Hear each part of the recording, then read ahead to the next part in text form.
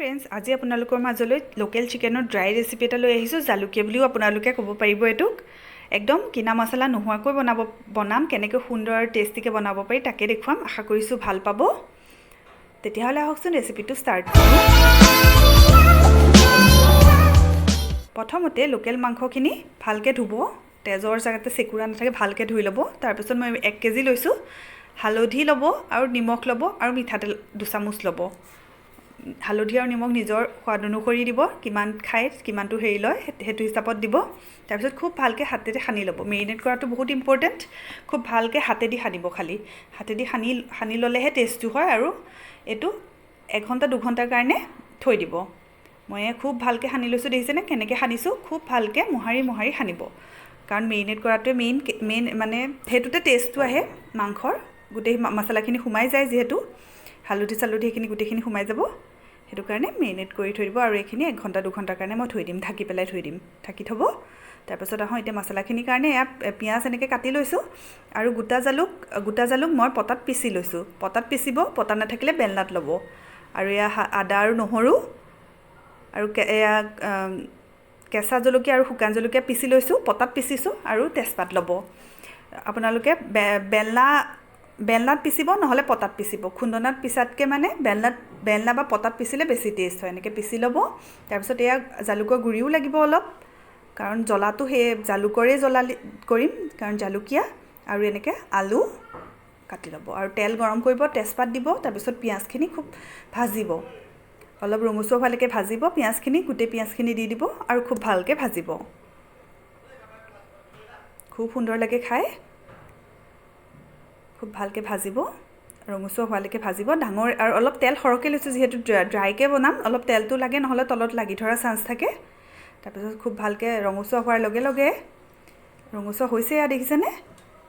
আৰু ডাঙৰ কেৰাহী এখন ল'ব, তেতিয়া বেছিকৈ ভাজ খাই ধুনীয়াকৈ। এতিয়া আদা আৰু নহৰু পেষ্টটো দি দিব, ভালকৈ লৰাই দিব। আদা নহৰু পেষ্টটো দি ভালকৈ লৰাই দিব। তাৰপাছত ডাঙৰ কেৰাহীখন ল'ব, তেতিয়া মাংসখিনি খুব ভালকৈ ভাজ খাই যায়। সৰু এখনত ল'লে গোটেইখিনি ভাজ খোৱাৰ চান্সটো কম থাকে। তাৰপাছত এয়া কেঁচা জলকীয়া আৰু শুকান জলকীয়া আমি পিচি লৈছিলোঁ, সেইখিনি এনেকৈ মই হাতেদিয়ে দিছোঁ। আৰু এইখিনি জালুকৰ গুড়ি। আমাৰ আইতাহঁতে এনেকৈয়ে বনায়, মই একদম আইতাৰ পদ্ধতিটোতে বনাইছোঁ। খুব ভাল লাগে, খালি জুইত বনাই, মই যেমান গেছত বনাইছোঁ। তাৰপাছত সেই গোটেই যোনখিনি আছিলে সেইখিনি দি লৰাই দিব। ৰঙচুৱাই হৈ যাব পিঁয়াজখিনিও। এয়া হৈয়ে গৈছে ৰঙচুৱা। খুব ভালকৈ ভাজি থাকিব। যেতিয়া ধুনীয়া এটা গোন্ধ ওলাব, খুব ধুনীয়া এটা গোন্ধ আহিব, তেতিয়াই আপোনালোকে মাংসখিনি এড কৰিব। লাহে লাহে এয়া গোন্ধ আহি গৈছে খুব ধুনীয়া, আৰু চব ভাজ খাই গৈছে খুব ধুনীয়াকৈ।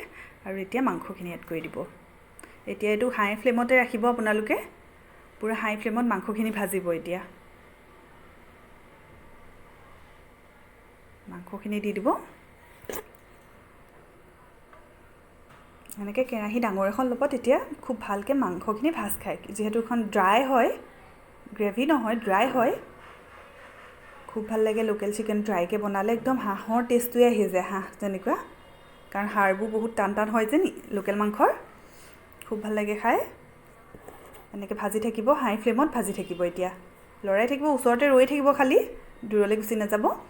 অলপ ভাজা হোৱাৰ পাছত এনেকৈ আলু এড কৰি দিব। তাৰপিছত আকৌ লৰাই দিব। হাই ফ্লেমত কৰি থাকিব, এইটো হাই ফ্লেমত ভাজি থাকিব। একদম সম্পূৰ্ণ গাঁৱলীয়া পদ্ধতিত এইটো, বেলেগ মছলা একোৱেই ইউজ নাই হোৱা। খুব ভালকৈ ভাজি থাকিব। তাৰপাছত অলপ এতিয়া জালুক দি দিব, যিমানটো পৰিমাণত খায়। বেছি খালে বেছি দিব, কম খালে কম দিব।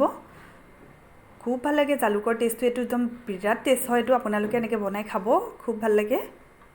এনেকৈ লৰাই থাকিব, আৰু বেলেগ একো মছলা ইউজ নহয়, অকল জালুকৰ ফ্লেভাৰ, বহুত ভাল লাগে। এনেকৈ ভাজি থাকিব। এনেকৈ দেখিছেনে কালাৰটো অকণমান চেঞ্জ হৈ গৈছে। এতিয়া এইটো টাইমতে ষ্টিম কৰি দিব, কিন্তু ঢাকি নিদিব, ষ্টিম কৰি ৰাখি থ'ব। ষ্টিম কৰি এনেকৈ লৰাই থাকিব, দেখিছেনে সিজি গৈছেনে চাব, আপোনালোকে চাই থাকিব। মই এইটো প্ৰায় 45 মিনিটছ ভাজিছোঁ এনেকৈ চিমত। এনেকৈ এতিয়াও সিজা নাই, দেখিছেনে খুব ভালকৈ লৰাই থাকিব। ইয়াত দেখিছেনে কালাৰ কেনেকুৱা চেঞ্জ হৈ গৈছে, একোৱে মছলা নাই, অকল জালুক আৰু সেই আদা নহৰু এইখিনিতে দেখিছেনে কিমান ধুনীয়া এটা কালাৰ দিছে। মাংসখিনি পূৰা গলি গৈছে আৰু আলুখিনিও গলি গ'ল দিছেনে।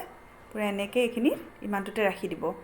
তাৰপিছত এয়া হৈয়ে গৈছে দেখিছেনে, বিৰাটেই টেষ্টি। এনেকৈ খাব, একদম হাঁহৰ মাংসৰ জুতি পাই যাব, ইমানেই সুন্দৰ হয় খাবলৈ। আৰু এনেকৈ বনাই খাব আপোনালোকে। এয়া হৈ গ'ল, ৰেডি হৈ গ'ল। এনেকৈ ছাৰ্ভ কৰিব। তাৰপিছত বিৰাট ভাল লাগে, ৰুটিৰ লগতো খাব পাৰিব, ভাতৰ লগতো খাব পাৰিব, যিহৰ লগতে খায়। আশা কৰিছোঁ ভাল লাগিলে ৰেচিপিটো। ধন্যবাদ।